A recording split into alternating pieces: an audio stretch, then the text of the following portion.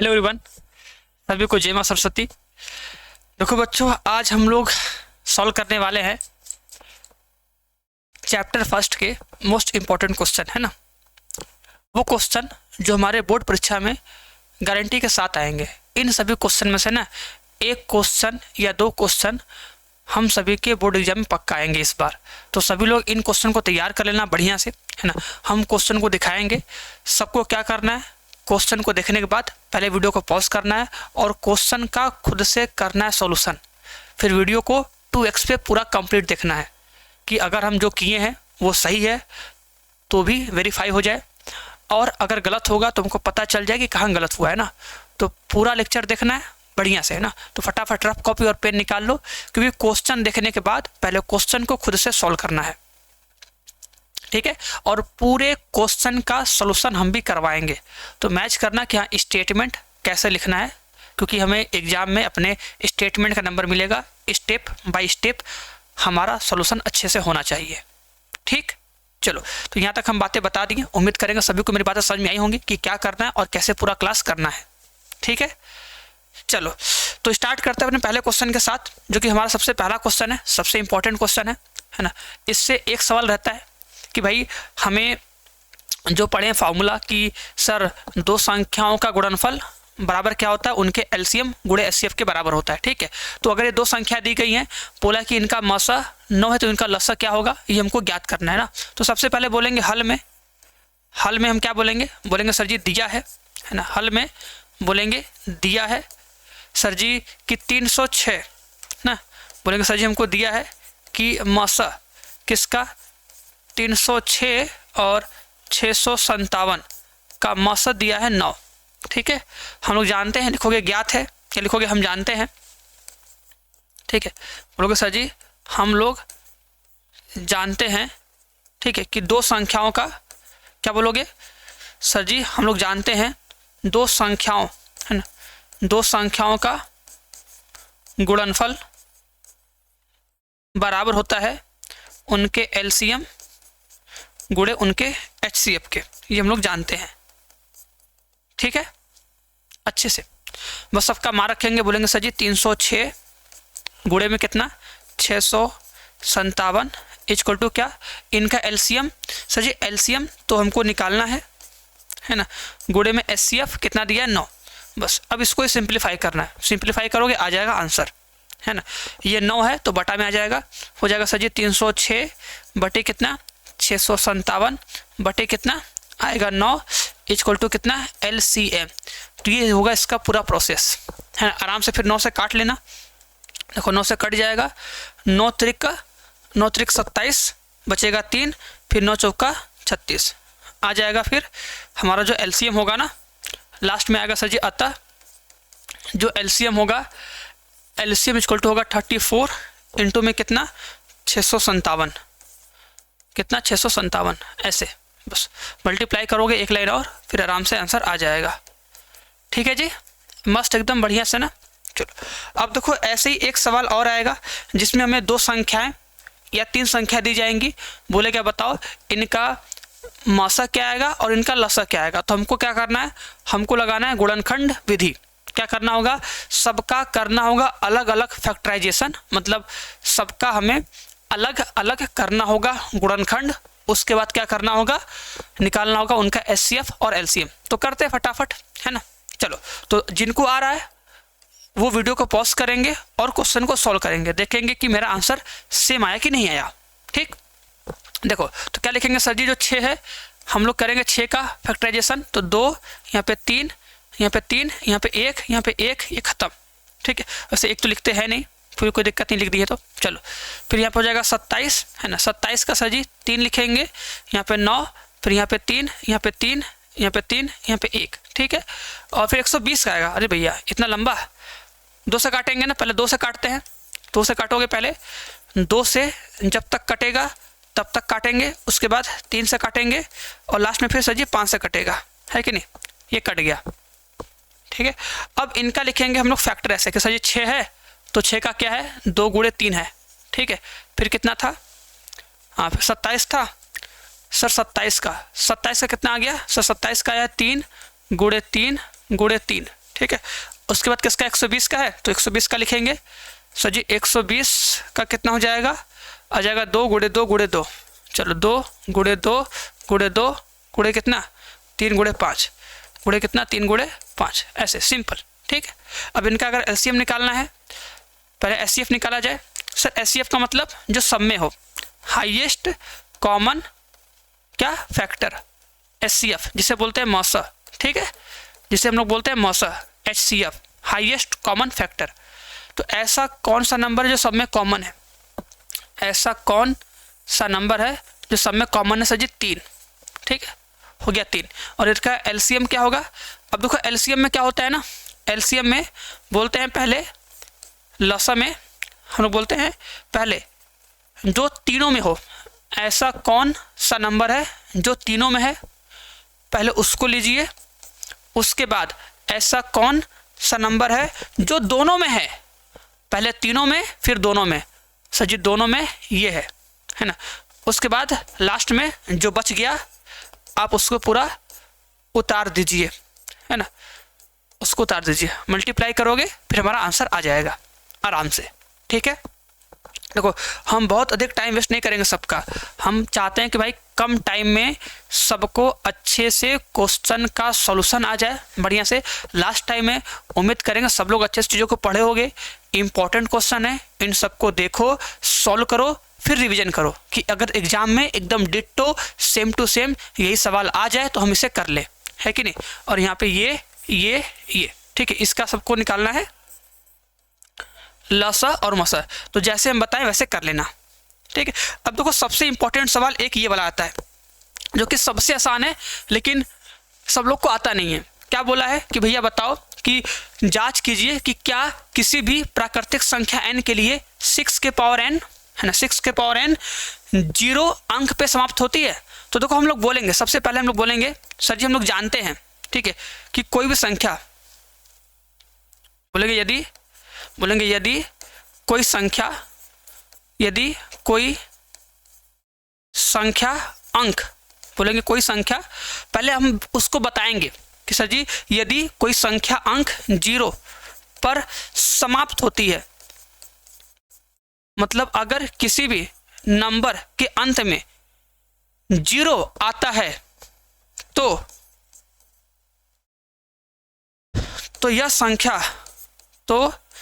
यह संख्या अवश्य ही 10 से, है ना, 10 से विभाज्य होगी, ठीक है। बोलोगे अर्थात 2 व 5 से विभाजित होगी,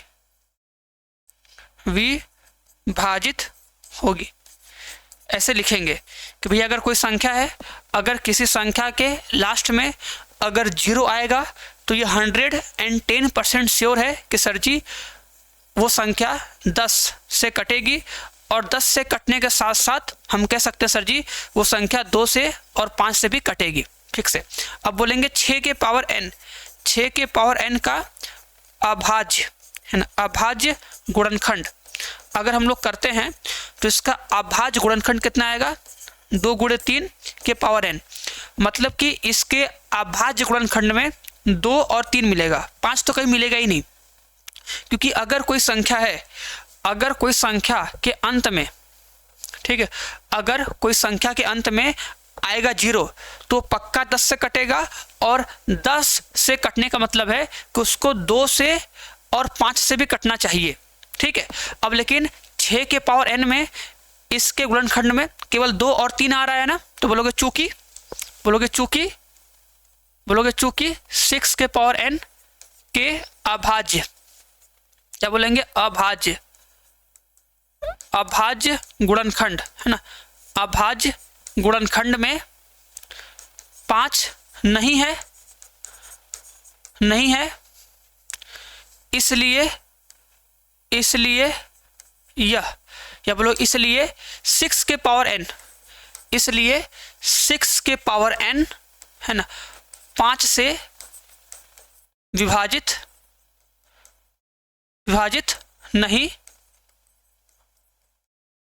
होगा, सिंपल। क्योंकि अगर इसके अभाज्य गुणनखंड में 5 नहीं आया है तो ये 5 से कटेगा भी नहीं, ठीक। और अगर 5 से नहीं कटेगा तो हम बोलेंगे अतः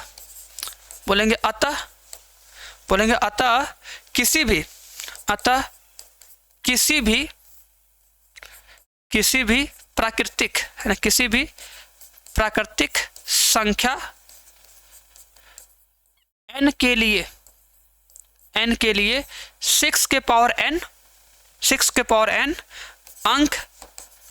अंक 0 पर समाप्त नहीं हो सकती है। बस ये लाइन लिख देंगे फटाक से, बोलो बात समझ में आई कि नहीं। तो ऐसे इस क्वेश्चन का हमको करना सॉल्यूशन। ये क्वेश्चन बहुत इंपॉर्टेंट है, अगर पेपर में थोड़ा सा कठिन क्वेश्चन आएगा तो ये आएगा, है ना।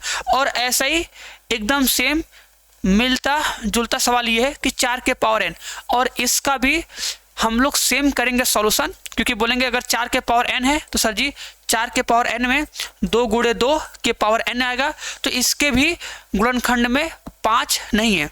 तो जैसा स्टेटमेंट लिखे उसमें वैसा सेम स्टेटमेंट हम लिख देंगे इस वाले में, पूरा का पूरा ditto same to same solution, ठीक है। अब देखो एक सबसे मोस्ट इंपॉर्टेंट सवाल जो कि आता है प्रूफ करने के लिए, यहाँ पे रूट में 2, रूट में 3 या रूट में 5 कुछ भी हो सकता है ना। तो ऐसे क्वेश्चन को सॉल्व करने का क्या लॉजिक है, अगर आता है तो फटाक से करो, नहीं आता तो देखो एकदम ध्यान से। देखो हम लोग हल करेंगे, सबसे पहले बोलते हैं माना कि रूट में 2 एक परिमेय संख्या, याद आया कि नहीं। हम लोग इसे विरोधाभास युक्ति द्वारा प्रूफ करते हैं, तो इसे मानेंगे माना रूट में 2 एक परिमेय संख्या है। अब अगर ये परिमेय संख्या है तो हम किसी भी परिमेय संख्या को a बटे b के रूप में लिख सकते हैं, है ना। बोलेंगे सर जी इसलिए रूट 2 को हम लोग a बटे b के रूप में लिख सकते हैं, जहां पे ये इंपॉर्टेंट बात है कि जहां पे a और b क्या है, a और b क्या है, सह अभाज्य संख्याएं हैं। अभाज्य का मतलब ऐसी दो संख्याएं जिनका कोई भी कॉमन फैक्टर ना हो, ठीक है। बोलेंगे हम लोग कि अगर सर जी अगर रूट में 2 एक परिमेय संख्या है तो इस परिमेय संख्या को हम लोग a बटा b के रूप में लिख सकते हैं, और जहां पे a और b अभाज्य संख्याएं हैं जिनका कोई भी कॉमन फैक्टर नहीं है, ठीक है। अब इसको सॉल्व करेंगे थोड़ा सा। अब हमें क्या करना होगा, ये मल्टीप्लाई करेंगे, इक्वल टू में a लिखेंगे। बोलेंगे सर जी दोनों पक्षों का वर्ग करने पर, क्या बोलेंगे दोनों पक्षों का वर्ग करने पर करेंगे तो कितना आएगा, ये जाएगा 2b का स्क्वायर इक्वल टू कितना a का स्क्वायर। इसे बनाएंगे समीकरण नंबर 1, ठीक है। अब देखो यहीं पे सबसे इंपॉर्टेंट बात हम बताएंगे। देखो अगर हम जानते कि देखो अगर मान लो, ध्यान सुनना, अगर मान लो 3 गुणे 5 है, अगर 3 गुणे 5 करने पे आ रहा है 15, ठीक है। तो अगर 3 गुणे 5 करने पे आएगा 15, इसका मतलब जो ये 15 है, ये 15 3 से भी कटेगा, ये 15 5 से भी कटेगा, ऐसा हम कहेंगे, है ना। तो सोचो अगर इसका और इसका गुणा करने पर a स्क्वायर आ रहा है, तो इसका मतलब जो 2 के पहाड़ा है ना, 2 के पहाड़ा से a स्क्वायर कटेगा। हम लोग पकड़ेंगे नंबर को, है ना। तो बोलेंगे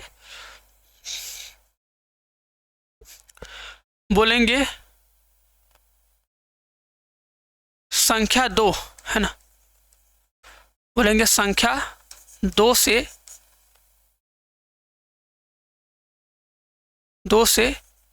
a स्क्वायर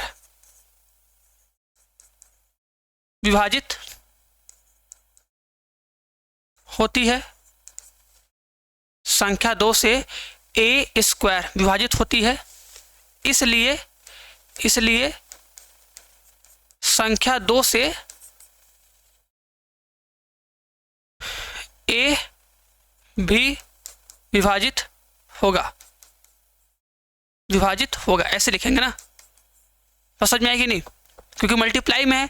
अगर 2 नंबर का मल्टीप्लाई है, अगर 2 नंबर का मल्टीप्लाई है, अगर इनका मल्टीप्लाई करने पे ए स्क्वायर आ रहा है तो हम क्या बोलेंगे, सर इसके पहाड़ा में ये आएगा, मतलब 2 से ए स्क्वायर कटेगा। अगर 2 से ए स्क्वायर कटेगा इसका मतलब 2 से ए पक्का कटेगा। अब अगर 2 से ए कटेगा तो बोलेंगे माना, ठीक है, ए बराबर 2k या 2n मान लो, 2k मान लो, सिर्फ 2k क्यों माने, देखो अगर हम बोले भैया सोचो अगर 2 है ना, अगर 2 के पहाड़ा मान लो 6 आता है, सोचो अगर कि 2 के पहाड़ा में 6 आता है तो 2 के पहाड़ा में 6 कितनी बार में आता है, तो बोलोगे ना सर जी 2 गुणे 3, 2 गुणे 3 पक्का आएगा। तो अगर बोलोगे तो ये 2 के पहाड़ा में ए आ रहा है, अगर 2 के पहाड़ा में ए आ रहा है इसका मतलब क्या है, ए बराबर 2 गुणे कितना लिखोगे। अगर 6 था तो पता था कि सर जी 2 के पहाड़ा में 6 आएगा 3 बार में, लेकिन मान लो अगर ए है तो जो ए होगा वो 2 के पहाड़ा में कितनी बार में आएगा नहीं पता, तो मान लो के बार में आएगा, इसलिए मानेंगे ए बराबर 2k कि के बार में आएगा पहाड़ा में। तो ए बराबर 2k, फिर यहाँ पे स्क्वायर कर दो, बोल दो दोनों पक्षों का स्क्वायर करने पर, है ना, सिंपल कि सर जी दोनों पक्षों का वर्ग करने पर कर दिया जाएगा। यहाँ मिलेगा a का स्क्वायर, यहाँ मिलेगा सर जी 4k का स्क्वायर। अब समीकरण नंबर 1 से, है ना, a स्क्वायर का मान रख दो, a स्क्वायर का मान 2b का स्क्वायर, ठीक है, हो जाएगा 2b का स्क्वायर, ये कितना होगा 4k स्क्वायर, ऐसे। अब देखो ये कट जाएगा तो कितना मिलेगा, b स्क्वायर बराबर 2 इंटू में k स्क्वायर। अब देखो सेम लॉजिक से फिर, अब देखो फिर से एक बात बोलेंगे, देखना अगर इसका और इसका गुणा करने पे आ गया b स्क्वायर तो क्या बोलेंगे, है ना, बोलेंगे सर जी संख्या 2, है ना, संख्या जो 2 है, संख्या 2 से b स्क्वायर क्या बोलेंगे, विभाजित होती है। और अगर 2 से b स्क्वायर कट रहा है तो गारंटी है, हम कह सकते हैं सर जी, इसलिए संख्या 2 से b भी विभाजित होगा, ठीक है। अब बोलेंगे चूंकि, बोलेंगे क्योंकि, या क्योंकि लिख दो, बोल दो क्योंकि a और b के, a और b का लिख लो, a और b का एक उभयनिष्ठ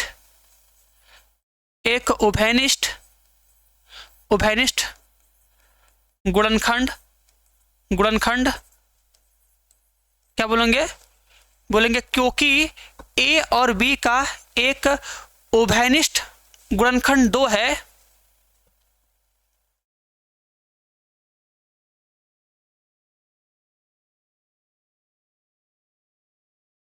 जो कि इस कथन का विरोधाभास है। किस कथन का? इस कथन का विरोधाभास है कि A और B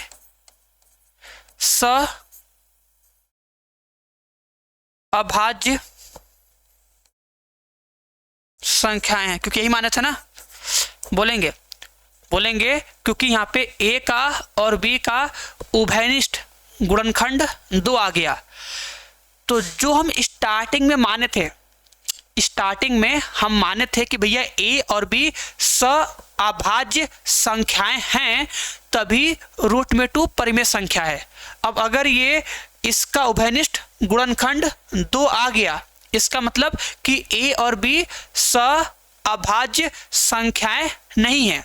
और अगर A और B अभाज्य संख्या नहीं है तो बोलेंगे इसलिए रूट में 2 एक परिमेय संख्या नहीं है, क्योंकि अगर ये अभाज्य संख्या होता तब ना परिमेय संख्या होता वो।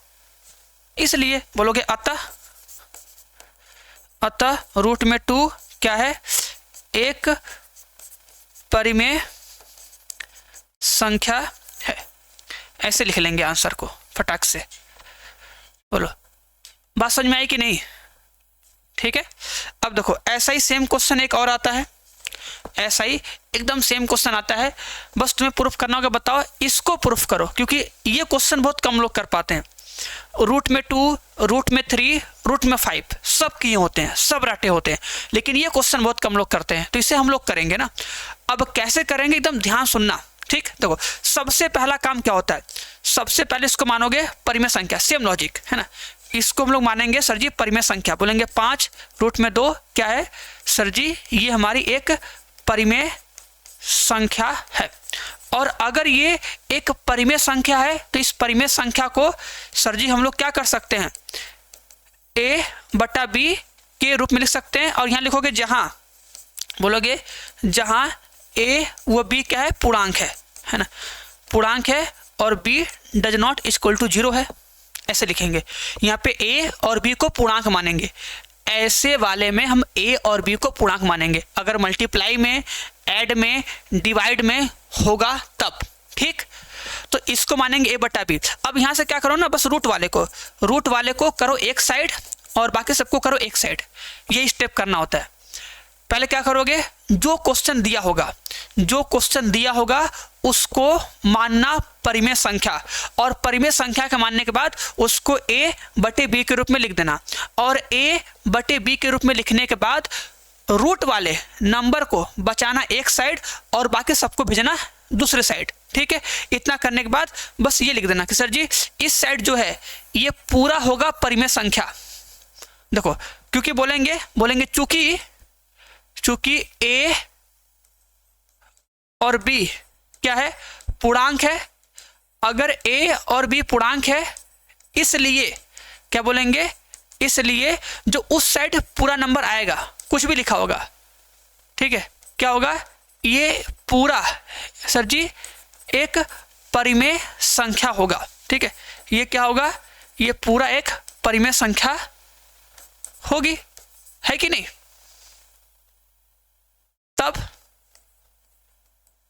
तब सोचो, अगर ये परिमेय संख्या है तो ये भी परिमेय संख्या होगी। सोचो 10 रुपए का नोट अगर 10 के बराबर होगा तो इसका मतलब एक तरफ 10 रुपए का सिक्का और एक तरफ 10 रुपए का नोट, तभी ना बराबर होगा। तो अगर ये इसके बराबर है, सोचो अगर ये इसके बराबर है तो गारंटी है कि अगर ये परिमेय संख्या है तो इसको भी परिमेय संख्या होना पड़ेगा, है कि नहीं? तो यहां बोलेंगे कि भैया अगर a और b पूर्णांक है, इसलिए a बटा 5 भी एक परिमेय संख्या होगी, इसलिए रूट में 2 क्या है, एक परिमेय संख्या है। परंतु बोलेंगे परंतु यह इस कथन का, क्योंकि हम लोग प्रूफ कर चुके हैं, बोलेंगे परंतु यह इस कथन का विरोधाभास है, परंतु यह इस कथन का विरोधाभास है कि रूट में 2 एक अपरिमेय संख्या है। ठीक है, विरोधाभास हो गया, बस यही बात लिखना है। ठीक है, क्योंकि ये परिमेय तो होगा नहीं, ये तो अपरिमेय है, और अगर ये अपरिमेय तो बोलोगे अतः 5 रूट में 2 एक अपरिमेय संख्या है। ठीक है, क्या है, एक अपरिमेय संख्या है, ये हम आराम से लिख देंगे। बात समझ में आई कि नहीं? चलो देखो, हम बहुत तेजी से करवाए हैं, उम्मीद करेंगे सबको ये क्वेश्चन आराम से समझ में आए होंगे। अगर देखो वीडियो को बस आराम से एकदम रिलैक्स होके देखोगे सामने और मेरी बातों को सुनोगे तो 100% गारंटी है कि पूरी बात समझ में आएगी। और क्वेश्चन को एक बार सॉल्व करने के बाद घर पे टाइम मिल जाए तो एक बार 20 मिनट का टाइम निकाल के इन सभी क्वेश्चन को खुद से बिना देखे सॉल्व करना, देखना कि हम इन क्वेश्चन के सॉल्यूशन को कर पा रहे हैं कि नहीं, अच्छे से स्टेटमेंट लिख पा रहे हैं कि नहीं। फिर जैसा होगा वो कमेंट बॉक्स में कमेंट करके बताना। ठीक है, अब देखो सेम क्वेश्चन ऐसा, इसको भी कर लोगे, सेम लॉजिक होगा। इसको क्या मानोगे, मानोगे सर जी परिमेय संख्या, लिखोगे a बटा b।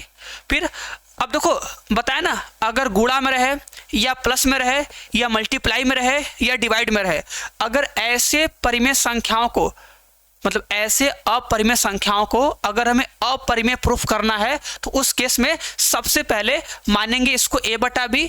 a बटा b मानने के बाद रूट वाले टर्म को बराबर के एक साइड बचाएंगे अकेले, ठीक है। तो क्या करेंगे, देखो माइनस में √3 यहीं पर रहने दो, उधर जाएगा, या सिंपल सोचो ना जी, ये उधर जाएगा इधर आ जाएगा, कितना हो जाएगा 5 माइनस में a बटा b। हमें रूट वाले को बचाना एक तरफ, है ना, हमें रूट वाले टर्म को बचाना एक तरफ, बचा लिए ना।